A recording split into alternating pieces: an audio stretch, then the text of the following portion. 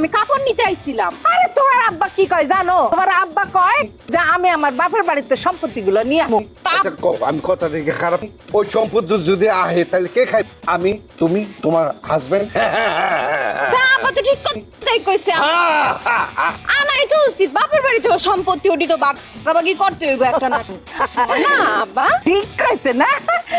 তাহলে আম্মা যান, আপনার বাপের বাড়ি থেকে যে সম্পত্তি পাবেন আপনি যান গিয়া নিয়ে আসেন, আনবেন। আমার ঠিক কথা কইছে। অবশ্যই শ্বশুর বাড়ি বাপের বাড়ি আলাদা থাকা উচিত। এই যে দল বান্দা ফালাইছো, আমি কিন্তু এইটা মানবো না। কইলে আর হয়ে গেল। আমি এখন আমার বাপের বাড়ির সম্পত্তি নিয়ে আসি, তারপর কি আমার তো বাপের বাড়ি আর ঢুকতেই দিবে না, গেটি তো বাইরে করে দিব। কি ঠিক কইছি না? তুমি কিন্তু দল পাল্টায় ফালাইছো। দল পাল্টায় ফেলাইছো না হবে না, দল পাল্টায় ফালাইছো। জানি না ওই সাফল না কই? এত বড় সাহস